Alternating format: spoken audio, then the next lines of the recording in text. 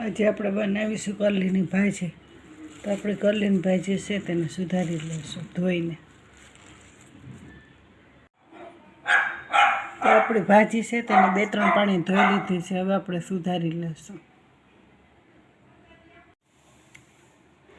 ભાજી આપણે સુધારી લીધી છે. હવે આપણે 1 સીટી વગાડી લઈશું કુકરમાં. તો પાણી આપણે અડધો ગ્લાસ જ નાખીશું.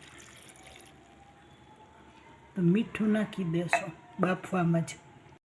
ગેસ ચાલુ કરી દીધો છે, મીઠું નાખી દીધું છે. હવે આપણે ઢાંકણું બંધ કરીને 1 સીટી વગાડી લેશું.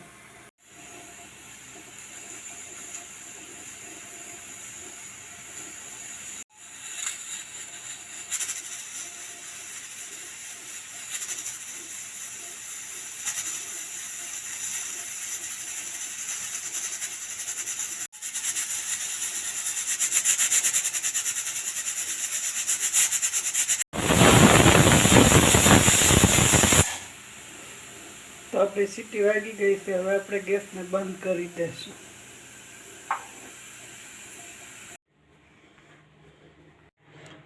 ભાજીમાં નાખવા માટે આપણે લસણ ફોલી લીધું છે, તો હવે વાટી લેશું.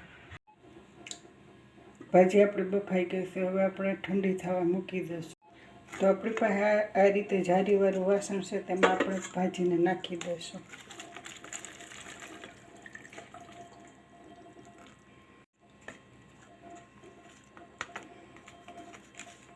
તો આ રીતે આપણી પાસે કાણાવાળું વાસણ છે, તેમાં આપણે ભાજીને કાઢી લઈશું. તો આપણી ભાજી ઠંડી થશે તો અહીં વઘારી લઈશું.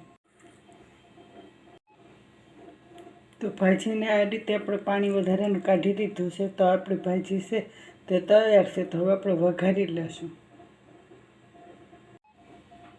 તો આપણે ચટણી પણ તૈયાર કરી લીધી છે.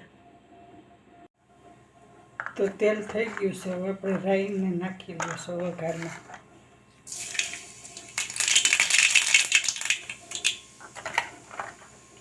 હિંગ નાખીશું.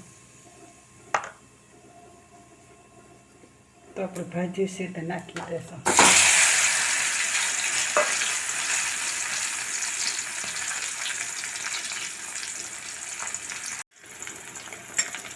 તો આપણે હવે મસાલા કરી દઈશું. તો આપણે હળદર નાખી દઈશું, ધાણા જીરું,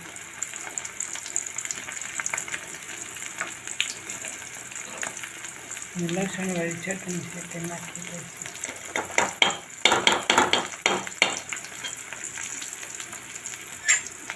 ત્યાર પછી આપણે બધા મસાલાને ભાજી વાળા મિક્સ કરી લઈશું અને ગેસ રાખીશું ધીમો.